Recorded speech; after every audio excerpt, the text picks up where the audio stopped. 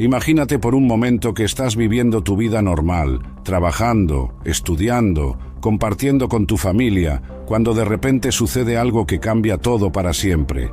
En un abrir y cerrar de ojos, millones de personas desaparecen de la faz de la Tierra. No es una invasión extraterrestre ni una catástrofe natural, es algo mucho más profundo y misterioso.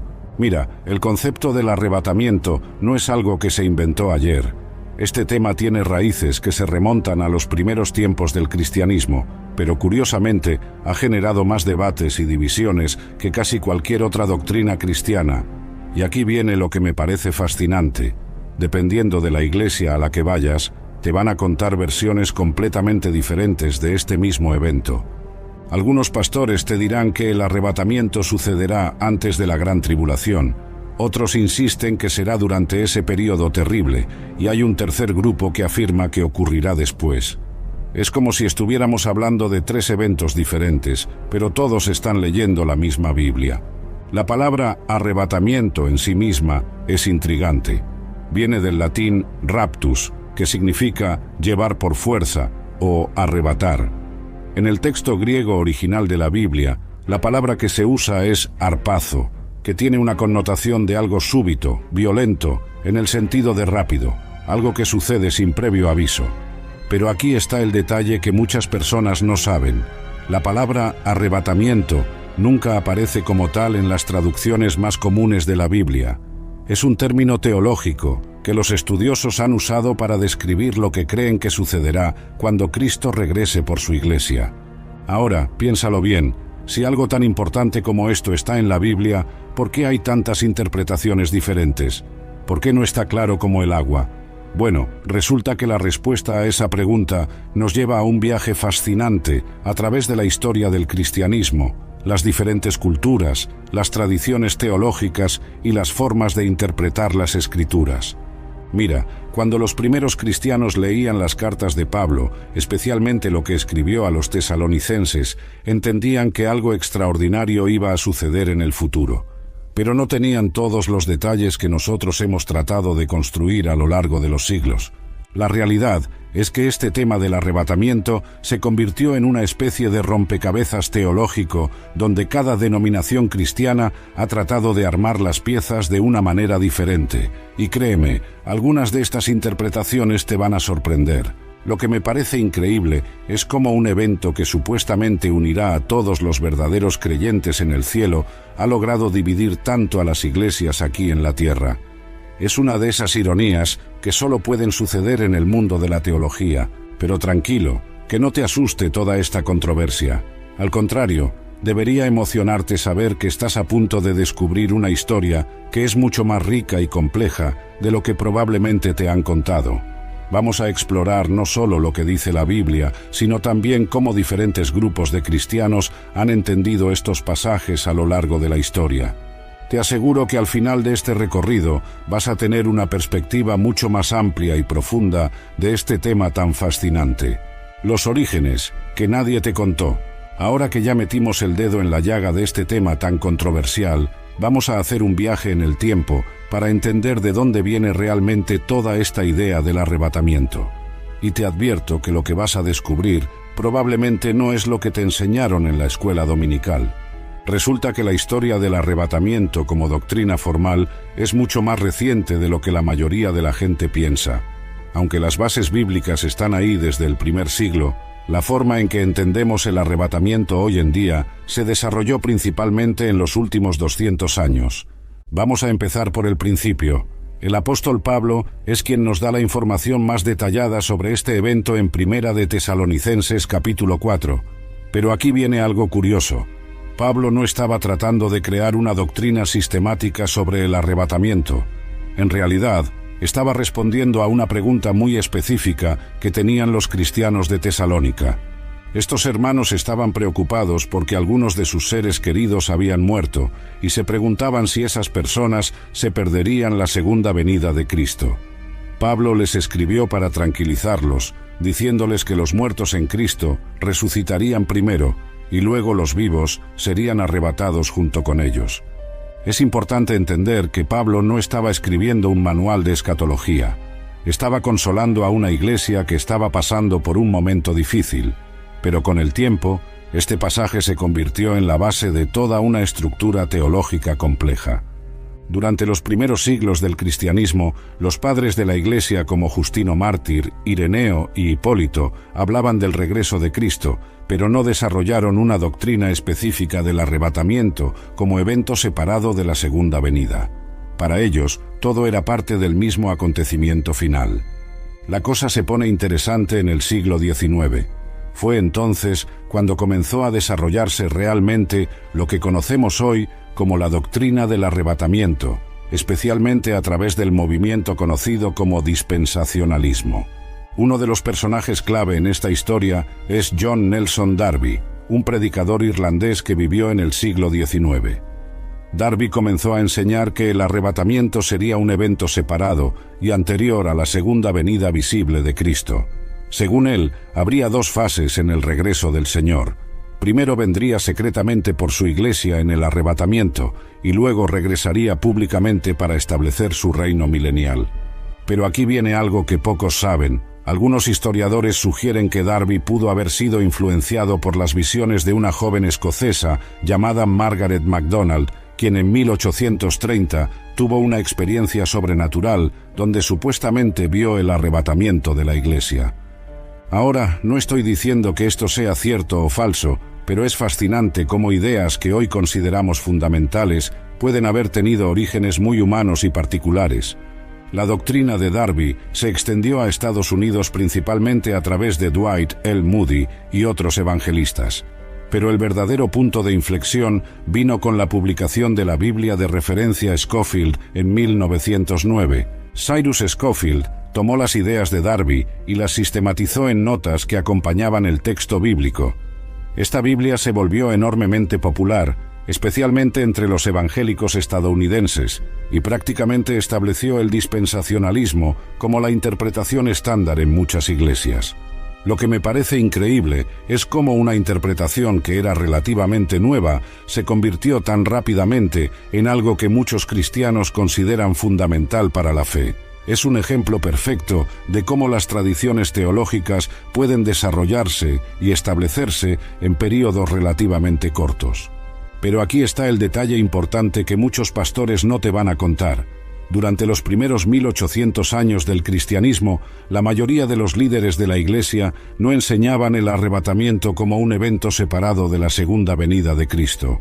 Esto no significa que estén equivocados los que creen en el arrebatamiento pretribulacional, pero sí nos ayuda a entender que esta interpretación específica no es tan antigua como muchos piensan.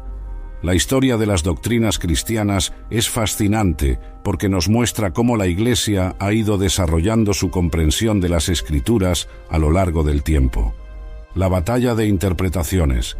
Ahora vamos a meternos en el meollo del asunto, porque aquí es donde las cosas se ponen realmente interesantes. Te voy a contar algo que probablemente tu pastor nunca te ha explicado de esta manera. Existen al menos 3 interpretaciones principales del arrebatamiento y cada una tiene argumentos bíblicos sólidos para respaldar su posición.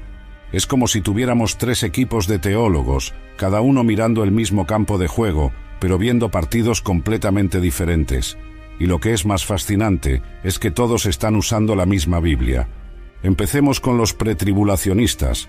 Estos hermanos, que incluyen a muchas iglesias evangélicas y pentecostales, creen que el arrebatamiento sucederá antes de la gran tribulación.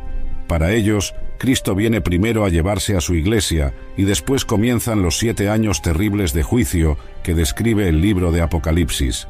Su argumento principal es que la iglesia no está destinada a sufrir la ira de Dios. Citan pasajes como Primera de Tesalonicenses capítulo 5, versículo 9, donde dice que Dios no nos ha puesto para ira, sino para alcanzar salvación por medio de nuestro Señor Jesucristo. Para estos hermanos, la tribulación es específicamente el tiempo del juicio de Dios sobre un mundo rebelde, y por lo tanto, la iglesia debe ser removida antes de que comience. Es una lógica que suena bastante convincente, ¿verdad? Pero luego tenemos a los medio tribulacionistas. Este grupo cree que el arrebatamiento ocurrirá a la mitad de la tribulación, aproximadamente después de 3 años y medio del período de 7 años. Su argumento se basa en que la segunda mitad de la tribulación será mucho más intensa que la primera. Ellos señalan que en Apocalipsis capítulo 11, los dos testigos profetizan durante 1260 días, que son exactamente 3 años y medio. Argumentan que la Iglesia estará presente durante la primera mitad de la tribulación, pero será arrebatada antes de que venga la parte realmente terrible. Y después tenemos a los postribulacionistas, que son quizás los más valientes de todos, porque creen que la Iglesia pasará por toda la tribulación y será arrebatada al final, junto con la segunda venida visible de Cristo. Estos hermanos argumentan que el sufrimiento siempre ha sido parte de la experiencia cristiana. Señalan que Jesús mismo dijo en Juan capítulo 16, versículo 33, «En el mundo tendréis aflicción, pero confiad, yo he vencido al mundo». Para los postribulacionistas, la idea de que la Iglesia escape del sufrimiento no tiene precedente bíblico. Ellos preguntan, ¿por qué la Iglesia del fin de los tiempos sería tratada diferente a todos los cristianos que han sufrido persecución a lo largo de la historia? Pero aquí viene lo que realmente me fascina de todo este debate. Cada grupo no solo tiene versículos bíblicos para respaldar su posición, sino que también puede explicar los versículos que parecen contradecir su interpretación. Los pretribulacionistas explican que cuando la Biblia habla de la Iglesia sufriendo, se refiere a la tribulación general que siempre ha experimentado, no a la gran tribulación específica del fin de los tiempos. Los postribulacionistas contraatacan diciendo que no hay evidencia bíblica clara de dos venidas separadas de Cristo, y que el arrebatamiento y la segunda venida son descritos como el mismo evento en diferentes pasajes, y los medio tribulacionistas tratan de encontrar un punto medio, argumentando que pueden preservar tanto la esperanza del escape como el reconocimiento de que la Iglesia experimentará algunos sufrimientos. Lo que me parece increíble es que cada grupo puede citar a eruditos bíblicos respetados, puede mostrar evidencia lingüística del griego original y puede presentar argumentos históricos para respaldar su posición. Esto me lleva a una conclusión importante. Tal vez el problema no está en la falta de evidencia bíblica, sino en que estamos tratando de forzar certezas absolutas sobre eventos futuros que Dios ha dejado intencionalmente con cierto nivel de misterio. Pero no te preocupes, que esto no significa que no podamos estudiar y entender mejor estos temas. Al contrario, esta diversidad de interpretaciones debería motivarnos a estudiar más profundamente las Escrituras y a mantener una actitud humilde ante la complejidad de la profecía bíblica. La batalla de interpretaciones continúa y probablemente continuará hasta que estos eventos realmente sucedan. Mientras tanto, tenemos la oportunidad de aprender de cada perspectiva y crecer en nuestra comprensión de la palabra de Dios, el texto que lo cambió todo. Ahora vamos a examinar el pasaje bíblico que está en el centro de todo este debate sobre el arrebatamiento. Es Primera de Tesalonicenses capítulo 4, versículos del 13 al 18, y te aseguro que después de analizarlo juntos, vas a entender por qué este texto ha generado tantas interpretaciones diferentes. Mira, Pablo escribe estas palabras que se han convertido en el fundamento de toda la doctrina del arrebatamiento. Tampoco queremos, hermanos, que ignoréis acerca de los que duermen, para que no os entristezcáis como los otros que no tienen esperanza. Fíjate en algo interesante aquí. Pablo está usando la palabra duermen para referirse a los muertos. Esto no es casual. En el lenguaje del Nuevo Testamento, la muerte de los creyentes a menudo se describe como un sueño, lo que implica un despertar futuro en la resurrección. Pero aquí viene el detalle que muchos pasan por alto. Los tesalonicenses estaban específicamente preocupados por una cuestión. ¿Qué pasaría con sus seres queridos que habían muerto antes del regreso de Cristo? ¿Se perderían este evento glorioso? Pablo continúa en el versículo 14. Porque si creemos que Jesús murió y resucitó, así también traerá Dios con Jesús a los que durmieron en él. Aquí está estableciendo el principio básico. Así como Cristo resucitó, también los creyentes que han muerto resucitarán. Pero el versículo 15 es donde las cosas se ponen realmente interesantes. Por lo cual os decimos esto en palabra del Señor, que nosotros que vivimos, que habremos quedado hasta la venida del Señor, no precederemos a los que durmieron. ¿Te das cuenta de lo que está diciendo Pablo aquí? Está afirmando que los vivos no tendrán ventaja sobre los muertos cuando Cristo regrese. Es una declaración de igualdad. Todos los creyentes, vivos o muertos, participarán en este evento glorioso. Y luego viene el versículo que ha mantenido despiertos a los teólogos durante siglos, el versículo 16. Porque el Señor mismo, con voz de mando, con voz de arcángel y con trompeta de Dios, descenderá del cielo, y los muertos en Cristo resucitarán primero. Aquí Pablo está describiendo una secuencia específica de eventos. Primero, Cristo desciende del cielo con gran pompa, voz de mando, voz de arcángel, trompeta de Dios. No suena muy secreto, ¿verdad? Luego los muertos en Cristo resucitan primero. El versículo 17 es el que contiene la palabra clave que da origen al término arrebatamiento. Luego nosotros los que vivimos, los que hayamos quedado, seremos arrebatados juntamente con ellos en las nubes para recibir al Señor en el aire, y así estaremos siempre con el Señor. La palabra griega que se traduce como arrebatados es harpazo, que significa ser llevado con fuerza, ser arrebatado súbitamente. Es la misma palabra que se usa cuando Felipe fue arrebatado por el Espíritu en Hechos capítulo 8, versículo 39, pero aquí está el detalle fascinante que genera todo el debate. ¿Este harpazo sucede en secreto o es parte de la segunda venida visible de Cristo?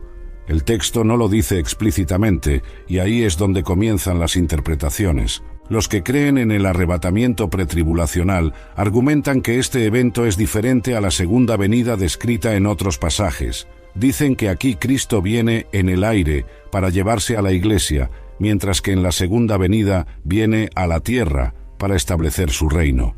Pero los postribulacionistas señalan que los elementos descritos aquí, la voz de mando, la voz de arcángel, la trompeta de Dios, suenan muy similares a las descripciones de la segunda venida en otros pasajes bíblicos. Por ejemplo, en Mateo capítulo 24, versículo 31, Jesús habla de que enviará sus ángeles con gran voz de trompeta y juntarán a sus escogidos de los cuatro vientos. ¿No te parece similar a lo que describe Pablo? Y en Primera de Corintios capítulo 15, versículos 51 al 52, Pablo habla de un misterio. No todos dormiremos, pero todos seremos transformados, en un momento, en un abrir y cerrar de ojos, a la final trompeta, porque se tocará la trompeta, y los muertos serán resucitados incorruptibles, y nosotros seremos transformados. Aquí Pablo menciona la final trompeta, lo que sugiere que es la última de una serie. Esto ha llevado a algunos estudiosos a conectar este evento con las 7 trompetas del Apocalipsis. El versículo 18 de Primera de Tesalonicenses termina con una exhortación hermosa. Por tanto, alentaos los unos a los otros con estas palabras.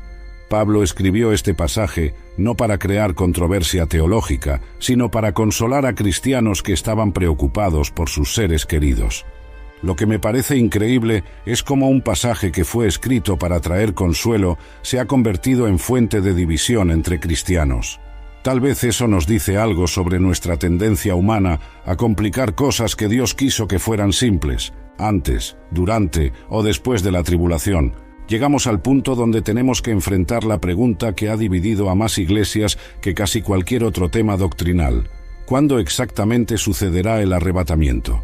Y créeme, las respuestas que vas a escuchar van a sorprenderte por su complejidad y por la pasión con que la gente defiende cada posición. Empecemos con la posición pretribulacional, que es probablemente la más popular en muchas iglesias evangélicas hoy en día. Estos hermanos creen firmemente que el arrebatamiento sucederá antes de que comience la tribulación de 7 años descrita en el libro de Apocalipsis. Su argumento principal es que la iglesia no aparece mencionada en Apocalipsis después del capítulo 3. Dicen que esto es evidencia de que la iglesia ya ha sido arrebatada antes de que comiencen los juicios descritos a partir del capítulo 6. Además, señalan que en Apocalipsis capítulo 4, versículo 1, Juan escucha una voz que le dice, «Sube acá», y argumentan que esto representa simbólicamente el arrebatamiento de la iglesia. Los pretribulacionistas también enfatizan la diferencia entre la ira de Dios y la tribulación. Dicen que aunque los cristianos pueden experimentar tribulación en este mundo, nunca están destinados a experimentar la ira específica de Dios que será derramada durante el período de tribulación final. Citan Apocalipsis capítulo 3, versículo 10, donde Cristo promete a la iglesia de Filadelfia: por cuanto has guardado la palabra de mi paciencia, yo también te guardaré de la hora de la prueba que ha de venir sobre el mundo entero. Pero aquí es donde las cosas se ponen interesantes. La palabra griega eka, que se traduce como de, puede significar tanto fuera de como a través de. Los pretribulacionistas dicen que significa fuera de, indicando escape. Los postribulacionistas dicen que significa a través de, indicando protección durante. Ahora vamos con los mediotribulacionistas. Esta posición, aunque menos popular, tiene algunos argumentos fascinantes. Creen que el arrebatamiento ocurrirá a la mitad de la semana profética de Daniel, después de 3 años y medio de tribulación. Su argumento se basa en que los primeros 3 años y medio de la tribulación serán relativamente tolerables, pero los últimos 3 años y medio serán el tiempo de la gran tribulación, mencionada en Mateo capítulo 24, versículo 21. Señalan que en Apocalipsis capítulo 11, los 2 testigos profetizan durante 1260 días, que son exactamente 3 años y medio según el calendario profético de 360 días por año. Cuando estos testigos son muertos y resucitados, argumentan que esto representa el arrebatamiento de la Iglesia. También mencionan que en Apocalipsis capítulo 12, la mujer, que algunos interpretan como la Iglesia, es protegida durante 1260 días, que nuevamente son 3 años y medio. Los mediotribulacionistas creen que esto permite que la Iglesia experimente alguna persecución, pero la protege de la ira final de Dios durante los últimos 3 años y medio. Ahora llegamos a los postribulacionistas, que son tal vez los más valientes de todos, porque creen que la Iglesia pasará por toda la tribulación. Su argumento es que no hay evidencia bíblica clara de que el arrebatamiento y la segunda venida sean eventos separados. Señalan que en Mateo capítulo 24 Jesús describe la tribulación y luego inmediatamente habla de su venida y de juntar a sus escogidos. No menciona 2 venidas separadas, sino un solo evento. También argumentan que el sufrimiento siempre ha sido parte de la experiencia cristiana. Preguntan, ¿por qué la última generación de cristianos sería exenta del sufrimiento que todas las generaciones anteriores han experimentado? Citan Juan capítulo 17, versículo 15, donde Jesús ora, «No ruego que los quites del mundo, sino que los guardes del mal». Argumentan que esto establece el patrón. Dios protege a su pueblo a través de las dificultades, no necesariamente removiéndolos de ellas. Los postribulacionistas también señalan que en Apocalipsis capítulo 7 se menciona una gran multitud que sale de la gran tribulación. Argumentan que estos son cristianos que pasaron por la tribulación, no que fueron arrebatados antes. Cada posición tiene sus fortalezas y sus desafíos. Los pretribulacionistas luchan por explicar pasajes que parecen indicar que la Iglesia experimentará sufrimiento al final de los tiempos. Los postribulacionistas tienen que explicar cómo la Iglesia puede estar protegida de la ira de Dios mientras permanece en la tierra durante la tribulación. Lo que me parece fascinante es que cada grupo está tratando de ser fiel a las Escrituras según su entendimiento. No es que unos sean más espirituales que otros, simplemente están interpretando los mismos textos de maneras diferentes. Las señales, que muchos ignoran. Ahora vamos a adentrarnos en un territorio que muchos pastores prefieren evitar, porque puede generar mucha controversia. Estamos hablando de las señales que, según diferentes interpretaciones bíblicas, precederán al arrebatamiento, y te adelanto que algunas de estas señales van a hacerte pensar. La primera cosa que tenemos que entender es que la Biblia habla de señales de los tiempos del fin en general, pero no necesariamente de señales específicas del arrebatamiento. Esta distinción es importante porque muchas veces mezclamos todo y creamos confusión. Jesús mismo, en Mateo capítulo 24, da una lista extensa de señales que precederán su segunda venida. Habla de guerras y rumores de guerras, hambres, pestes, terremotos en diversos lugares. Dice que estas cosas son principio de dolores, como los dolores de parto de una mujer. Pero aquí viene algo interesante. Jesús también dice en el versículo 36, «Pero del día y la hora nadie sabe, ni aun los ángeles de los cielos, sino solo mi Padre». Esto crea una tensión fascinante. Tenemos señales que observar, pero no podemos saber el momento exacto. Los que creen en el arrebatamiento pretribulacional tienen una perspectiva única sobre las señales. Argumentan que si el arrebatamiento puede suceder en cualquier momento, entonces no debería haber señales específicas que lo precedan. Llaman a esto la doctrina de la inminencia. Sin embargo, reconocen que las señales de la segunda venida de Cristo pueden estar manifestándose ahora, preparando el escenario para los eventos que seguirán después del arrebatamiento. Una de las señales más discutidas es el regreso de Israel como nación. En 1948, después de casi 2000 años de dispersión, el pueblo judío estableció nuevamente un estado en la tierra prometida. Muchos ven esto como el cumplimiento de profecías como Ezequiel, capítulo 37, donde habla de los huesos secos que vuelven a la vida. Jesús dijo en Lucas, capítulo 21, versículo 24, «Y Jerusalén será hollada por los gentiles, hasta que los tiempos de los gentiles se cumplan». En 1967, durante la Guerra de los 6 días, Israel recuperó el control de Jerusalén por primera vez en 2000 años. Otra señal que muchos señalan es el aumento del conocimiento y los viajes, mencionado en Daniel capítulo 12, versículo 4. Pero tú, Daniel, cierra las palabras y sella el libro hasta el tiempo del fin. Muchos correrán de aquí para allá, y la ciencia se aumentará. Vivimos en una época donde el conocimiento se duplica cada pocos años, y la gente viaja más que en cualquier otro período de la historia. Algunos ven esto como cumplimiento directo de esta profecía. Pablo habla en 2 de Timoteo capítulo 3 sobre los tiempos peligrosos del fin, donde la gente será amadores de sí mismos, avaros, vanagloriosos, soberbios, blasfemos, desobedientes a los padres, ingratos, impíos. Muchos argumentan que nuestra sociedad actual refleja exactamente estas características. Una señal particularmente intrigante es lo que Jesús dijo en Mateo capítulo 24, versículo 14. «Y será predicado este evangelio del reino en todo el mundo, para testimonio a todas las naciones, y entonces vendrá el fin». Con la tecnología moderna, el Internet, la radio y la televisión, el evangelio puede llegar a lugares que antes eran completamente inaccesibles. Algunos misionólogos argumentan que ya hemos alcanzado a todos los grupos étnicos del mundo, aunque no necesariamente a todos los individuos. Pero aquí viene una señal que muchos prefieren ignorar porque es incómoda: la apostasía en la Iglesia. Pablo escribe en 2 de Tesalonicenses, capítulo 2, versículo 3. «Nadie os engañe en ninguna manera, porque no vendrá aquel día sin que antes venga la apostasía y se manifieste el hombre de pecado, el hijo de perdición». La palabra griega apostasía significa rebelión o abandono de la fe. Muchos estudiosos ven en la Iglesia moderna una tendencia creciente a abandonar doctrinas bíblicas fundamentales en favor de filosofías más populares o políticamente correctas. También está la señal de las señales y prodigios mentirosos, mencionada en 2 de Tesalonicenses, capítulo 2, versículo 9. En una época donde la tecnología puede crear ilusiones increíblemente convincentes, algunos se preguntan si esto podría referirse a engaños tecnológicos sofisticados.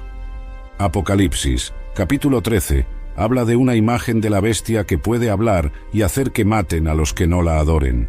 Algunos especulan si esto podría relacionarse con inteligencia artificial avanzada, aunque debemos ser cuidadosos de no forzar las escrituras a encajar con nuestras especulaciones.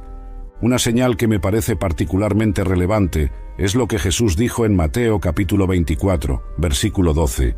«Y por haberse multiplicado la maldad, el amor de muchos se enfriará».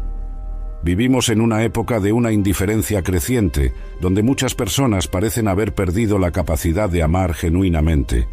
Pero hay que tener cuidado con las señales. A lo largo de la historia, muchas generaciones han pensado que eran la última. Los cristianos del primer siglo pensaban que Cristo regresaría en su tiempo.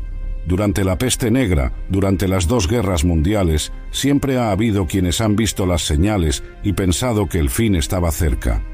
Esto no significa que debamos ignorar las señales, pero sí que debemos mantener una perspectiva equilibrada.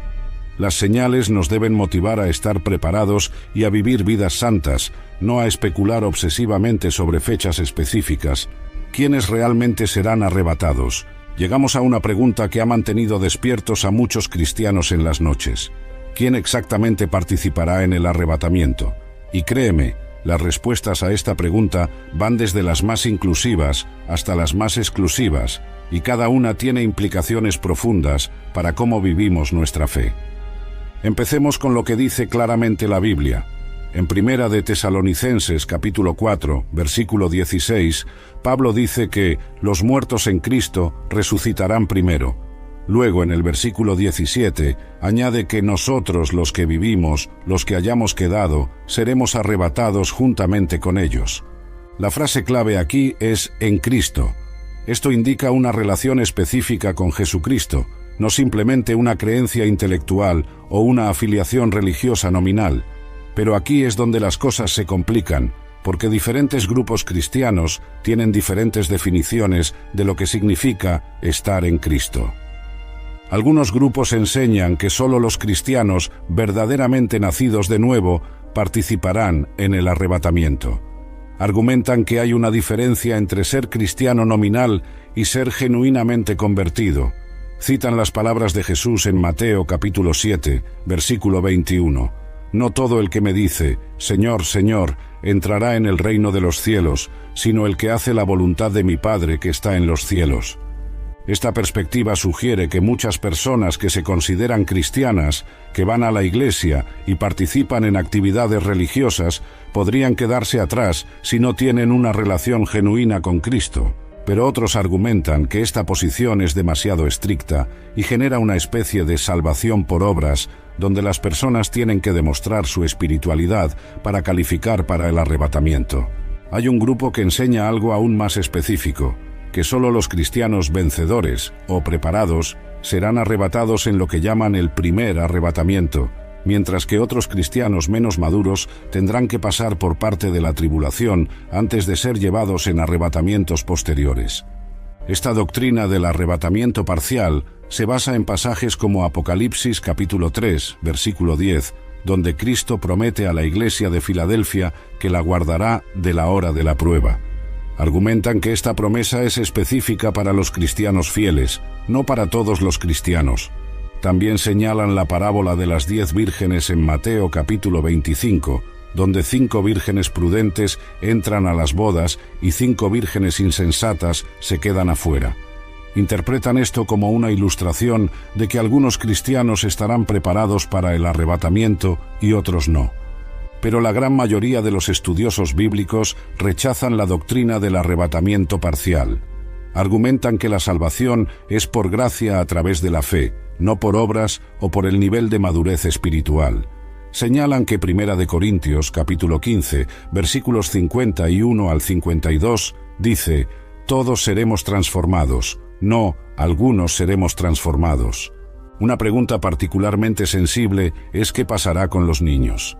La mayoría de los cristianos creen que todos los niños que no han alcanzado la edad de responsabilidad moral serán incluidos en el arrebatamiento, basándose en pasajes como Mateo capítulo 19, versículo 14, donde Jesús dice: «Dejad a los niños venir a mí y no se lo impidáis, porque de los tales es el reino de los cielos».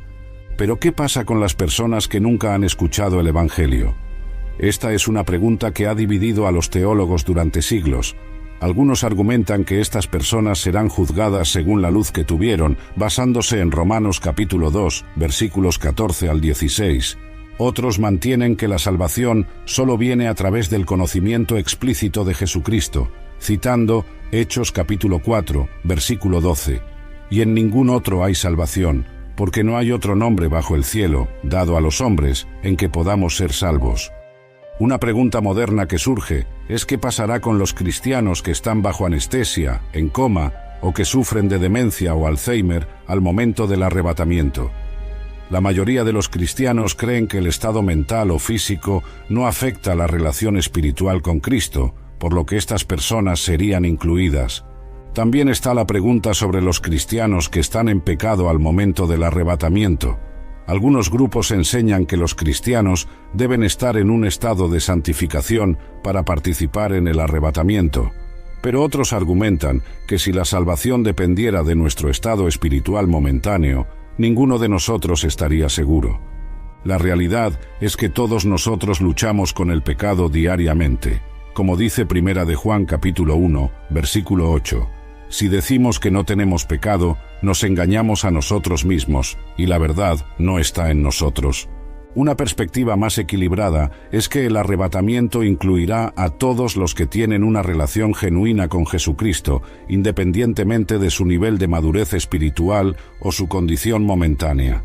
Después de todo, nuestra esperanza no está en nuestra perfección, sino en la perfección de Cristo. Pablo nos recuerda en Romanos capítulo 8, versículo 1. Ahora pues, ninguna condenación hay para los que están en Cristo Jesús. Si no hay condenación para los que están en Cristo, entonces podemos tener confianza de que todos los verdaderos creyentes participarán en el arrebatamiento. El criterio fundamental parece ser la fe genuina en Jesucristo como Salvador y Señor, no el nivel de santificación o madurez espiritual. Esto debería darnos tanto esperanza como motivación para crecer en nuestra relación con Cristo. El mundo que queda atrás. Ahora vamos a imaginar algo que, francamente, es difícil de imaginar. ¿Cómo sería el mundo después del arrebatamiento? Si millones de personas desaparecieran súbitamente de la faz de la tierra, ¿qué tipo de caos seguiría? Las implicaciones son tanto fascinantes como aterradoras. Empecemos con el impacto inmediato. Imagínate que estás conduciendo por la autopista cuando de repente el conductor del auto de al lado desaparece. Su vehículo sigue a toda velocidad sin nadie al volante. Multiplica esta escena por millones de automóviles alrededor del mundo. Los aviones comerciales perderían a algunos de sus pilotos y personal de cabina en pleno vuelo. Los hospitales se quedarían sin doctores y enfermeras en medio de cirugías críticas. Los padres desaparecerían dejando a sus hijos pequeños completamente solos y confundidos. La infraestructura mundial colapsaría parcialmente. Las plantas de energía nuclear podrían quedarse sin personal capacitado para operarlas. Los sistemas de transporte, comunicación y servicios de emergencia enfrentarían una crisis sin precedentes. Pero más allá del caos físico inmediato, el impacto psicológico y social sería aún más devastador. Imagínate el terror y la confusión de las personas que se quedan atrás. ¿Qué explicación podrían dar los científicos y los líderes mundiales para una desaparición masiva y simultánea? Según las interpretaciones bíblicas del período que sigue al arrebatamiento, el mundo entrará en lo que se conoce como la tribulación. Daniel capítulo 9, versículo 27, habla de una semana que muchos interpretan como 7 años de tribulación. Durante este período, la Biblia describe que surgirá un líder mundial conocido como el Anticristo. Segunda de Tesalonicenses capítulo 2 versículo 3 lo llama el hombre de pecado, el hijo de perdición. Este personaje aprovechará el caos mundial para establecer un gobierno global. Apocalipsis capítulo 13 describe un sistema donde nadie podrá comprar o vender sin tener la marca de la bestia. En una era de monedas digitales y tecnología de seguimiento, muchos ven cómo esto podría implementarse fácilmente. Pero aquí viene algo que muchos no consideran. Aunque el arrebatamiento remueva a la Iglesia, eso no significa que no habrá más cristianos en la tierra. La Biblia indica que muchas personas se convertirán durante la tribulación. Apocalipsis capítulo 7, versículos 9 al 17, habla de una gran multitud, la cual nadie podía contar, de todas naciones y tribus y pueblos y lenguas, que sale de la gran tribulación. Estos son nuevos convertidos que encontrarán a Cristo durante este período terrible. También menciona específicamente a 144.000 judíos, 12.000 de cada tribu de Israel, que serán sellados como siervos de Dios. Muchos interpretan que estos judíos se convertirán en evangelistas poderosos durante la tribulación. El capítulo 11 de Apocalipsis habla de 2 testigos que profetizarán durante 1260 días. Estos testigos tendrán poder para hacer milagros similares a los de Moisés y Elías, y su ministerio será una fuente de conversiones durante la primera mitad de la tribulación. Pero la vida durante la tribulación será extremadamente difícil. Apocalipsis describe una serie de juicios divinos, los sellos, las trompetas y las copas de la ira. Habrá desastres naturales, guerras, hambres, pestes y fenómenos sobrenaturales que harán que la vida en la tierra sea casi insoportable. Jesús mismo dijo en Mateo capítulo 24, versículo 21, «Porque habrá entonces gran tribulación, cual no la ha habido desde el principio del mundo hasta ahora, ni la habrá». Una de las características más escalofriantes de este período será la persecución religiosa. Apocalipsis capítulo 13, versículo 15, dice que la imagen de la bestia hiciese matar a todo el que no la adorase. Los nuevos convertidos enfrentarán la elección entre adorar al anticristo o morir por su fe. Pero también habrá fenómenos sobrenaturales que confirmarán la realidad espiritual para aquellos que estén buscando la verdad. Los dos testigos harán milagros públicos que no podrán ser negados. Habrá señales en el cielo que apuntarán claramente al cumplimiento de las profecías bíblicas. Apocalipsis capítulo 14, versículo 6, incluso habla de un ángel que vuela por el cielo predicando el evangelio eterno a los moradores de la tierra. Dios se asegurará de que todos tengan la oportunidad de escuchar la verdad, aún en medio del caos. Hacia el final de la tribulación, las naciones del mundo se unirán para la batalla final, conocida como Armagedón. Apocalipsis capítulo 16, versículo 16, dice que los ejércitos se reunirán en el lugar que en hebreo se llama Armagedón. Es entonces cuando Cristo regresará visiblemente a la tierra con todos los santos que fueron arrebatados anteriormente. Apocalipsis capítulo 19, versículo 14, dice: «Y los ejércitos celestiales, vestidos de lino finísimo, blanco y limpio, le seguían en caballos blancos». La segunda venida de Cristo marcará el final de la tribulación y el comienzo de su reino milenial en la tierra. Pero para llegar a ese punto, el mundo tendrá que pasar por el período más oscuro de toda la historia humana. Esta perspectiva del futuro debería motivarnos a compartir el Evangelio con urgencia, sabiendo que aquellos que rechacen a Cristo antes del arrebatamiento enfrentarán tiempos increíblemente difíciles. Cuando las iglesias no se ponen de acuerdo, aquí llegamos a una de las realidades más tristes de todo este tema del arrebatamiento: las divisiones que ha creado dentro del cristianismo. Es irónico que una doctrina sobre la unificación final de todos los creyentes haya causado tantas separaciones aquí en la tierra. He visto iglesias dividirse por este tema. He conocido familias cristianas donde los padres creen en el arrebatamiento pretribulacional, los hijos se convencen del postribulacional, y los abuelos insisten en que todo es simbólico. Las cenas familiares se vuelven campos de batalla teológicos. Lo que me parece más triste es cuando las iglesias hacen del arrebatamiento una doctrina fundamental, de esas que determinan si alguien es realmente cristiano o no. Conozco denominaciones que exigen que sus pastores firmen declaraciones de fe específicas sobre el momento del arrebatamiento como condición para el ministerio. Los bautistas del sur, por ejemplo, tradicionalmente han sido fuertemente pretribulacionistas. Sus seminarios enseñan esta posición como prácticamente incuestionable. Muchos de sus pastores nunca han escuchado una presentación seria de las otras perspectivas. Por otro lado, muchas iglesias reformadas y presbiterianas tienden hacia el postribulacionismo o incluso rechazan la idea de un arrebatamiento separado completamente. Para ellos, la segunda venida de Cristo es un solo evento que incluye la resurrección de los muertos y la transformación de los vivos. Las iglesias pentecostales y carismáticas generalmente abrazan el pretribulacionismo con mucho entusiasmo. Para ellos, la idea de escapar de la tribulación encaja bien con su teología de la prosperidad y la protección divina. Predican sobre el arrebatamiento con una certeza que a veces no deja espacio para otras perspectivas. Lo que me ha impactado en mis años de ministerio es conocer hermanos sinceros y estudiosos de la Biblia en cada uno de estos campos. No es que unos sean más espirituales que otros, o que unos estudien más la Biblia que otros. Simplemente llegan a conclusiones diferentes estudiando los mismos textos. Recuerdo una conferencia profética donde invitaron a 3 predicadores diferentes para presentar las 3 posiciones principales.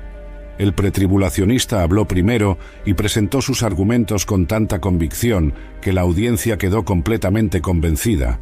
Luego habló el medio tribulacionista y con igual pasión y evidencia bíblica convenció a muchos de que su posición era la correcta. Finalmente, el postribulacionista hizo una presentación tan sólida que al final de la noche la gente salió más confundida que cuando llegó. Pero aquí está el problema real. Estas divisiones han llevado a algunas iglesias a perder de vista el propósito principal de la profecía bíblica, que es prepararnos espiritualmente para la venida del Señor, no ganar debates teológicos. He visto pastores que pasan más tiempo enseñando sobre los detalles del arrebatamiento que sobre el carácter cristiano. He conocido cristianos que pueden explicar complicados esquemas proféticos, pero que luchan con cosas básicas como el perdón y el amor al prójimo. Pablo, quien escribió la mayoría de lo que sabemos sobre el arrebatamiento, terminó su enseñanza en Primera de Tesalonicenses capítulo 4 diciendo: «Por tanto, alentaos los unos a los otros con estas palabras». El propósito era el consuelo y la esperanza, no la controversia. Pero las divisiones no son solo denominacionales. Dentro de las mismas iglesias he visto cómo este tema puede crear facciones. Los pre-trips miran con sospecha a los post-trips, preguntándose si realmente creen en la Biblia. Los post-trips consideran a los pre-trips como escapistas que no están preparados para sufrir por su fe. Estas divisiones se han intensificado con el Internet y las redes sociales. Ahora es más fácil que nunca encontrar argumentos para reforzar cualquier posición que ya tengas, y más difícil que nunca estar expuesto a perspectivas diferentes de manera respetuosa y académica. Lo que me parece especialmente problemático es cuando las iglesias usan su posición sobre el arrebatamiento como una herramienta de marketing. Ven a nuestra iglesia porque enseñamos la verdad sobre el arrebatamiento, dicen, implicando que otras iglesias están enseñando mentiras. Esta actitud no solo es divisiva, sino que también es orgullosa. Asume que hemos entendido perfectamente misterios que han confundido a estudiosos devotos durante siglos. Creo que parte del problema es que hemos perdido la humildad intelectual que caracterizaba a los grandes estudiosos del pasado. Juan Calvino, por ejemplo, cuando llegaba a pasajes difíciles de entender, no tenía problema en decir «no sé» o «esto es un misterio». Hoy en día parece que cada pastor tiene que tener una respuesta definitiva para cada pregunta profética, y esas respuestas se vuelven tan rígidas que no hay espacio para el crecimiento o la corrección. He llegado a creer que tal vez Dios permitió que estos temas fueran un poco ambiguos intencionalmente. Tal vez quiere que mantengamos una actitud humilde ante su palabra, reconociendo que nuestro entendimiento es limitado y que habrá cosas que no entenderemos completamente hasta que Él regrese. La pregunta que debemos hacernos no es tanto ¿cuándo sucederá el arrebatamiento?, sino ¿estoy viviendo como si pudiera suceder en cualquier momento? La respuesta a esa pregunta cambiará nuestra vida más que ganar cualquier debate teológico. Llegamos al final de nuestro viaje por este tema tan fascinante y controversial del arrebatamiento. Después de examinar todas las perspectivas, todas las interpretaciones y todas las divisiones, la pregunta que queda es la más importante de todas. ¿Cómo debemos vivir en anticipación de este evento? Independientemente de si crees que el arrebatamiento sucederá antes, durante o después de la tribulación, hay principios bíblicos claros sobre cómo debemos prepararnos para la venida del Señor. El primer principio es la vigilancia. Jesús repetidamente nos dijo que estuviéramos alerta y preparados. En Mateo capítulo 24, versículo 42 dice: «Velad pues, porque no sabéis a qué hora ha de venir vuestro Señor». Estar vigilantes no significa obsesionarse con fechas o señales específicas. Significa vivir cada día con la conciencia de que Cristo puede regresar en cualquier momento. Significa tomar decisiones con la eternidad en mente. El segundo principio es la pureza. Primera de Juan, capítulo 3, versículo 3, dice: «Y todo aquel que tiene esta esperanza en Él se purifica a sí mismo, así como Él es puro». La esperanza del regreso de Cristo debe motivarnos a vivir vidas santas. Esto no significa perfeccionismo legalista, sino un deseo genuino de agradar a Dios en todo lo que hacemos. Significa alejarnos del pecado no por miedo, sino por amor a aquel que viene. El tercer principio es la evangelización. Si realmente creemos que Cristo puede venir en cualquier momento y que aquellos que no lo conocen enfrentarán juicio, entonces compartir el Evangelio se vuelve urgente. Jesús dijo en Mateo capítulo 24, versículo 14, «Y será predicado este Evangelio del reino en todo el mundo, para testimonio a todas las naciones, y entonces vendrá el fin». Nuestra participación en la evangelización mundial puede incluso acelerar la venida del Señor. El cuarto principio es la perseverancia. Ya sea que creamos que pasaremos por la tribulación o no, todos enfrentaremos dificultades en esta vida. Jesús dijo en Juan capítulo 16, versículo 33, «En el mundo tendréis aflicción, pero confiad, yo he vencido al mundo». La esperanza del arrebatamiento no debe hacernos escapistas que evitan las realidades de la vida. Al contrario, debe darnos fortaleza para enfrentar cualquier dificultad sabiendo que nuestra redención se acerca. El quinto principio es la unidad. Es trágico que una doctrina sobre la unificación final de los creyentes haya causado tantas divisiones. Pablo nos exhorta en Efesios capítulo 4, versículo 3, a guardar la unidad del Espíritu en el vínculo de la paz. Podemos tener diferentes opiniones sobre el momento del arrebatamiento y aún así amarnos y trabajar juntos por el reino de Dios. Las diferencias en interpretación profética no deberían dividir a hermanos que confían en el mismo Salvador. También debemos cultivar la paciencia. Segunda de Pedro. Capítulo 3, versículo 9, nos recuerda que el Señor no retarda su promesa, según algunos la tienen por tardanza, sino que es paciente para con nosotros, no queriendo que ninguno perezca, sino que todos procedan al arrepentimiento. Si Cristo no ha regresado todavía, es porque su misericordia está dando más tiempo para que las personas se arrepientan. En lugar de impacientarnos, deberíamos aprovechar este tiempo extra para cumplir la gran comisión. La esperanza del arrebatamiento también debe afectar nuestras prioridades. Si podemos ser arrebatados en cualquier momento, entonces las cosas temporales pierden su importancia relativa y las cosas eternas se vuelven prioritarias. Esto no significa que descuidemos nuestras responsabilidades terrenales. Al contrario, significa que las cumplimos con una perspectiva eterna. Trabajamos, estudiamos, criamos familias, pero siempre recordando que todo esto es temporal. La preparación para el arrebatamiento también incluye el crecimiento espiritual continuo. Pablo nos exhorta en 2 de Timoteo, capítulo 2, versículo 15.